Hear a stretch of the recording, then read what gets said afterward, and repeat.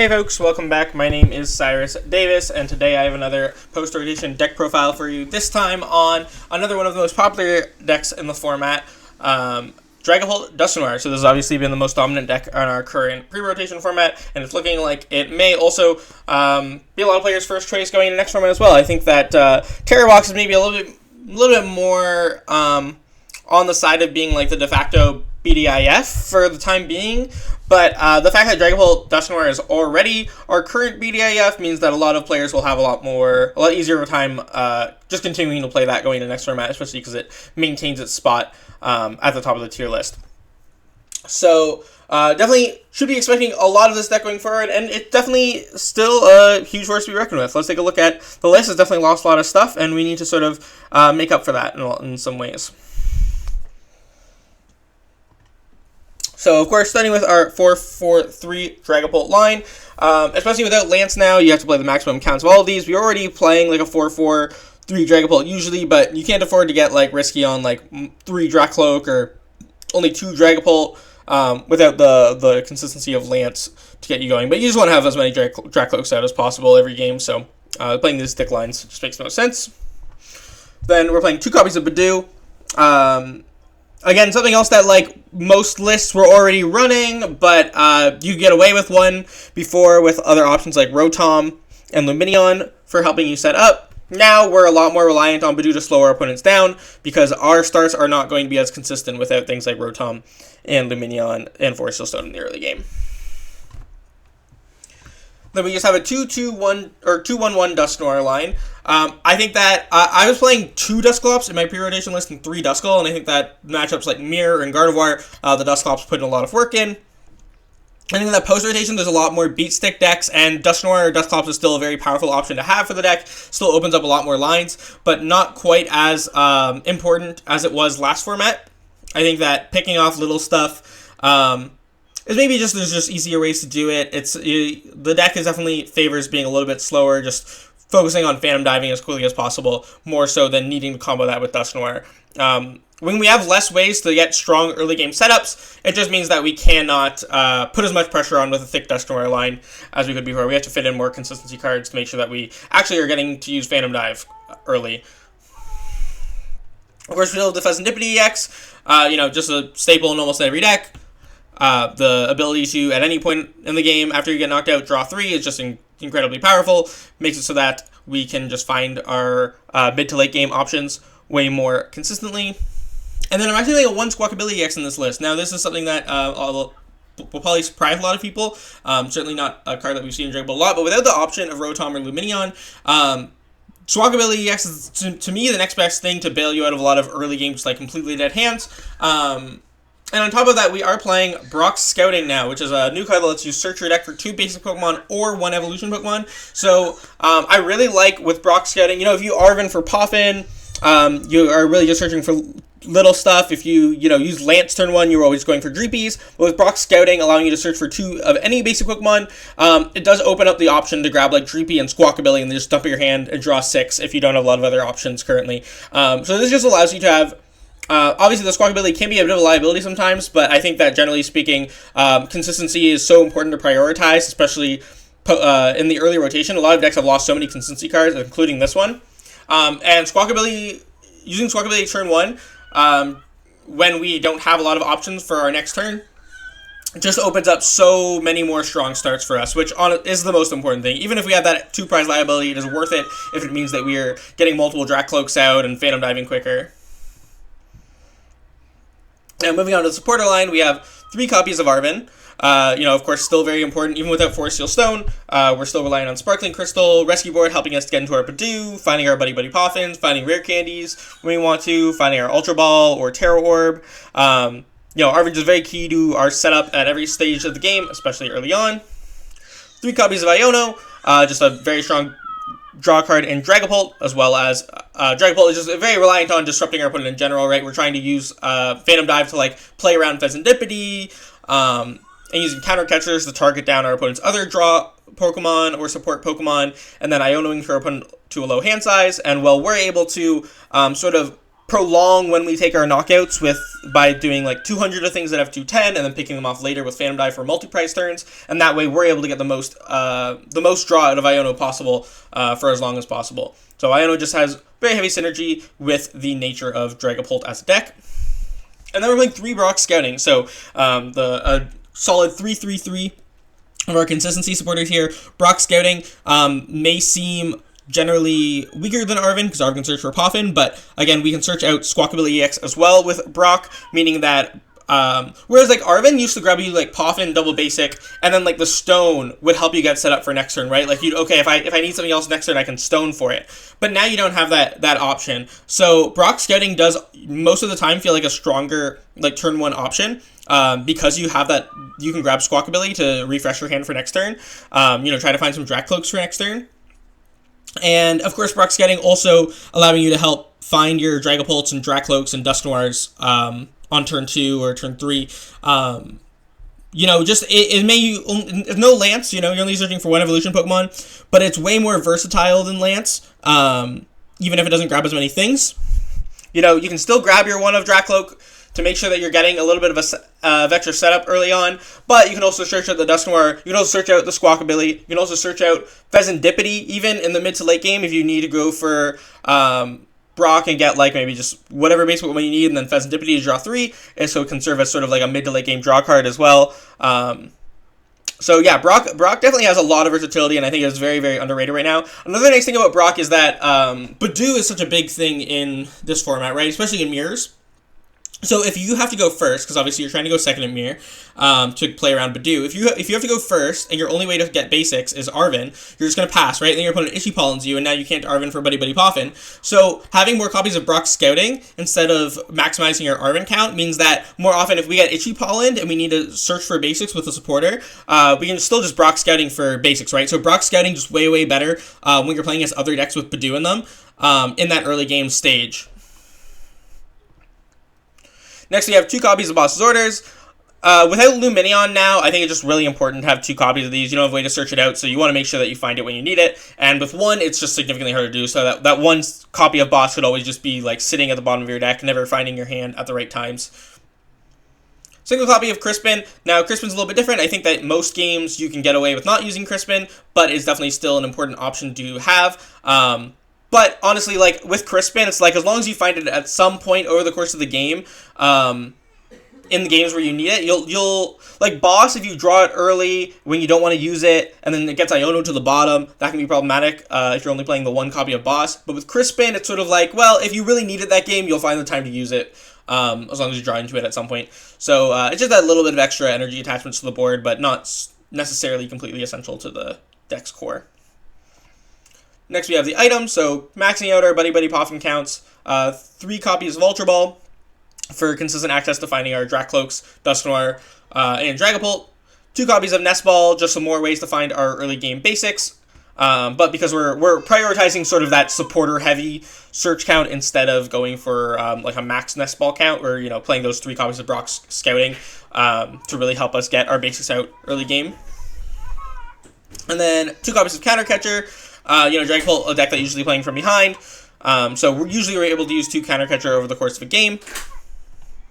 Then we have 2 copies of Rare Candy. Of course, these are important for Dusknoir, and it is nice to be able to get out Dragapult with Rare Candy in a pinch. Usually we can just evolve up from our Drakloaks, but once in a while we might want to use it for that. But primarily these Rare Candies are going to be to make sure that we can enable Dusknoir here and there. 2 copies of Earthen Vessel. I think Earthen Vessel is pretty key to the deck. We don't play many Basic Energy, and we don't want to whiff Basic Energy when we need it ever. So making sure that we have 2 copies of these so we don't prize one is definitely ideal for our early to mid-game consistency. Single copy of Night Stretcher. This is just the best recovery card in the deck. You really don't need Super Rod. You don't need to recover that much, but just saying that like 1 Night Stretcher, get an energy back to hand immediately when you need it, or immediately get a Drakloak back and use Recon Directive, or access the Dusknoir and Rare Candy into it. Night Stretcher is just so much better than Super Rod in this deck. We do play the single copy of Super Rod though.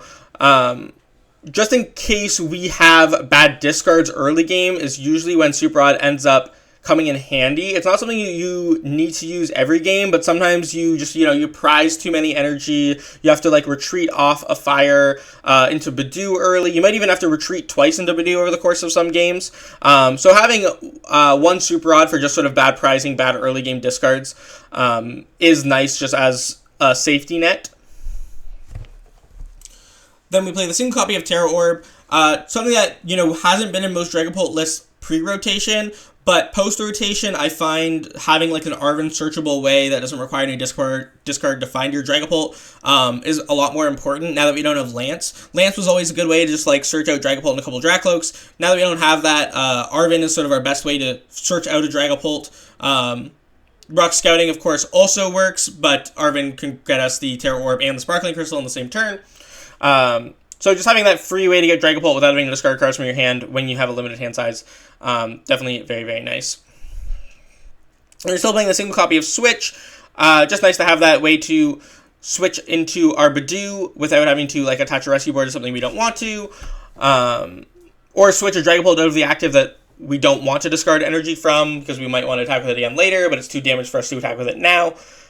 So just having that single copy of Switch, it also helps us break Retreat Lock, because there is still, like, Wellspring may not be as much of a threat now, but it is still around. It's sobbing you as much as they want. We don't have a lot of Pokemon that can be Retreat Locked, but if we get, like, our Budew stuck in the active for a turn longer than we want to, that can slow us down a little bit and alleviate some pressure for our opponent. So having the Switch to break that, or having a Switch against Feraligatr, which can also go for, like, a Retreat Lock line, very, very nice.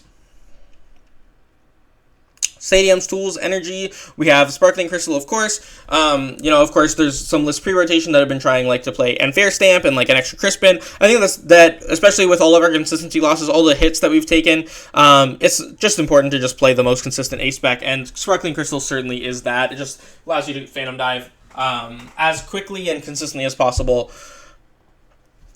Then the one of Rescue Board, so that we do have that Arven searchable way to get Pokemon in the active, mostly to retreat into Budew, but also if our opponent tries to stick something like Fezandipiti in the active when we need to be attaching to something else. Then we have 2 copies of Artazon. Just more Pokemon search, turn 1. We really want to get, like, as many basics on our bench turn 1 as possible. Ideally, like, we want, like, a full bench full of, like, multiple Dreepies, Budew, and Duskull, so just having extra Pokemon search is really good. And then Stadiums are in pretty much every deck right now, so having 2 copies of Artazon rather than, like, more Nest Ball just makes sense for making sure that we have some options for bumping our opponent's Stadiums, like Area Zeros, or even, like, Town Stores in, like, Walls decks. Or like Beach Court against Feraligatr. Just having some stadium bumps is going to be very important, especially now that we don't have access to Lost Vacuum. And then, of course, for the energy, we just have 3 copies of Psychic, 3 copies of Fire, just to make that, we want to use 2 Dragapults most games. We don't have to worry about prizing them or retreating too many of them too much. So 3 is just the optimal counts to make sure that we draw them. We have like them available off of Crispin when we need them. We don't have to worry too much about prizing too many of those. Next, we have our matchups. So, favorable matchups, we have Charizard, of course. They are teching for Dragapult right now. They're playing, like, Maximum Belt to make sure that they can, like, one-shot Dragapult a little bit easier. But the matchup is still very favorable for Dragapult. We're able to set up a lot of multi-prize turns with Phantom Dive, and we're able to play around their damage cap by being sort of slow and deliberate about how we take our knockouts to make sure that they can't one-shot our Dragapults. And then, of course, we still have, like, Dusknoir options to one-shot their Charizard if we need to. So, even though they are trying to prep for us, the Dragapult is still just sort of naturally has the tools built in to beat Charizard, especially with early game Budew. They're definitely not as weak to Budew as they were last format because they're playing the Noctowl engine, which gives them some more options, but the Noctowl engine still is not immune to being disrupted by item lock. Next, we have Gardevoir EX. This is a matchup that really they have just lost so much more than we have. I mean, they've lost their Dragapult tech, which is Cresselia. They've lost their refinement, so we're able to cripple their setup a lot easier by picking off their Kirlias, or picking off their Fezandipiti is going to be the main source of draw for them in this format. They really don't have a lot of other onboard draw is just Fezandipiti X and Mew, so it's pretty easy to just like deal with both of those in the same turn and leave them with not a lot of options. We're still want to be like chasing their Munkadoris down because that's sort of where they're going to be able to take some extra prize cards against us. But without the refinement, this matchup just becomes so much easier. They are really struggle against our late game Ionos now in a way that they didn't really pre-rotation.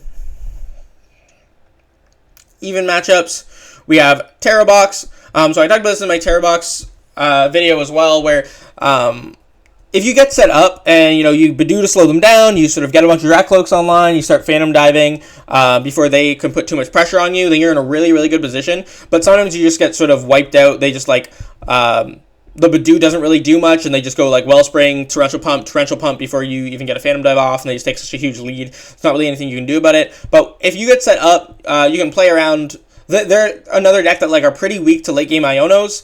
So if you can set up smart Phantom Dive damage and then put them into a turn where you Iono them and they don't have access to like Fezandipiti or any Hoots, that's usually going to be a winning position.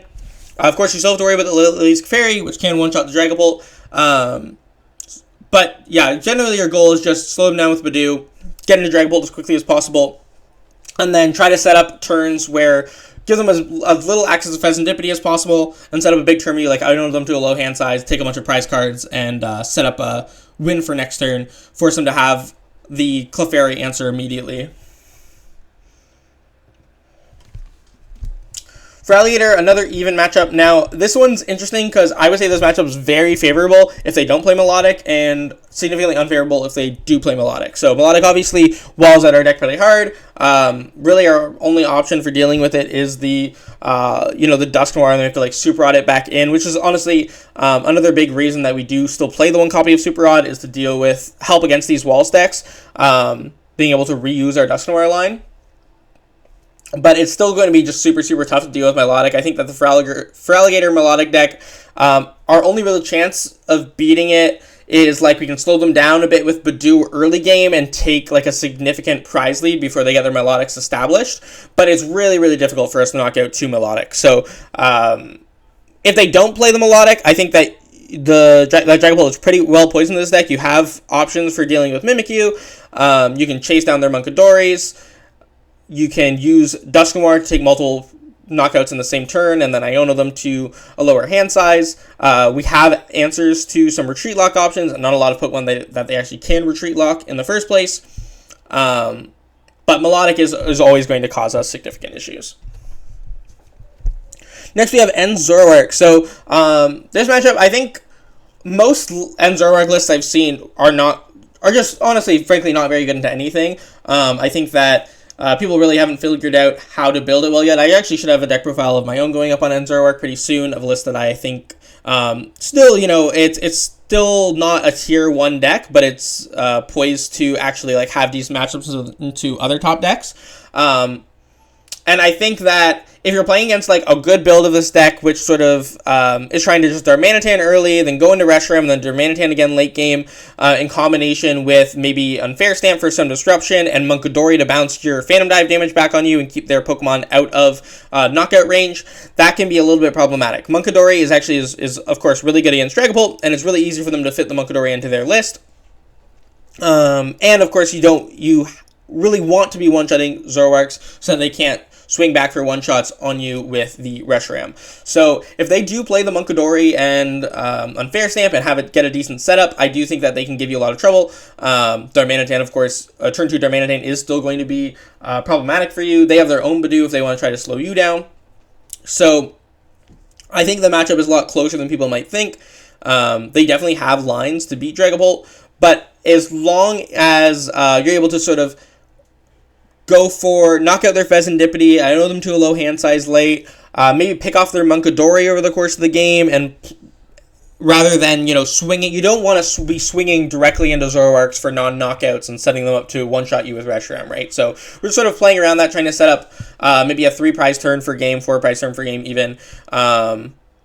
Usually you're going to have to eventually, you're setting a position where like you do attack into a Zoroark for not quite the knockout, but you're putting yourself in a position where you can afford for your active Dragapult to get knocked out and then bring up another one for game. Next we have Gholdengo, and this is mostly considering like Gholdengo Dragapult, because I think that will be the most popular way to play Gholdengo. But generally speaking, Gholdengo it's just going to be a close matchup in general. I think that the Gholdengo Dragapult list doesn't typically play Turo. And if they do, it's usually just the one copy. So they can't really they can't play the matchup the way that Gholdengo does pre-rotation as well, where they just they one-shot, they Turo, and Munkidori all of the damage off their board to sort of null your Phantom Dive. And there's not a lot you can do about it, right? In this format, their deck is a lot less consistent. It's a lot harder for them to get knockouts. It's not as easy for them to get the Munkidori set up. They don't play as many Turos, and even when they do, they don't have as many ways to... It's a lot harder for them to find the Turos at the right time. Their deck isn't built to be chaining Turos and getting Munkidori out super consistently. They have a lot more things that you can pick off. Those Dreepies and Drakloaks can be easy targets if they don't evolve them up into Dragapults. And if they do evolve them up into Dragapults, then that's less draw power on their side. So late game Ionos are usually going to be enough to make this matchup very winnable. But sometimes they just are able to get the optimal setup. They start taking knockouts right away. The Budew doesn't really slow them down much, and they're able to Munkidori bounce damage back on you. Or they set up their own Dragapult, and they're able to make it rain to put your Dragapult just out of range, and then set up a 4-prize turn with their Phantom Dive. So they have a lot of options as well. But I think that generally speaking, even though they have the one-shot option with their Gholdengo, you're dedicated like Dragapult with Budew strategy and having the Dusknoir option sort of evens things out. Your deck is a lot better at doing just Dragapult things and having a strong early game. They're not doing a whole lot while you're going Itchy Pollen and setting up your board with Brock Scouting. And then we have our unfavorable matchups. So starting with Raging Bolt. Raging Bolt definitely not as bad of a matchup as... It's sort of a matchup that has become increasingly better for Dragapult since the two decks released. When Dragapult first released, Raging Bolt was really, with Teal Mask, was really the deck that it was most scared of, and that has definitely been alleviated a lot over time, but I would still say the matchup is unfavorable. They're able to put on pretty consistent pressure on you, and your Dragapults really are never going to be safe from one-shot range as long as they draw pretty well. Now that they're more reliant on Noctowl, you have more things that you can sort of try to pick off to disrupt their draw. It was harder to, of course, get rid of you can't just Phantom Dive the Greninja away. They were always going to have that extra bit of draw power. But now that they're more reliant on these low HP Noctowls, that gives you some more options. However, the fact that they get access to Assault Landing now is actually kind of annoying when you're trying to slow them down with Budew, because it's not that hard for them to just find Rotom Energy Stadium and just knock out your Budew and still be able to apply pressure under item lock. So I think that Raging Bolt is still probably one of the better decks for taking down Dragapult. They're able to just put on pretty consistent pressure early, even under item lock now. But I think that it's definitely very winnable for you. Sometimes they don't set up well enough under item lock. If you get Phantom Dive before they take 2 prize cards, getting the first big attack is always going to put you in a pretty good position.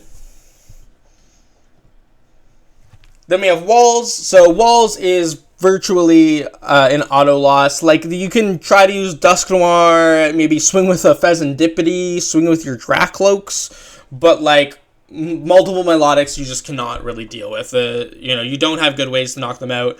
Last format you already didn't have good ways to knock them out, but at least you had a thicker Dusknoir line.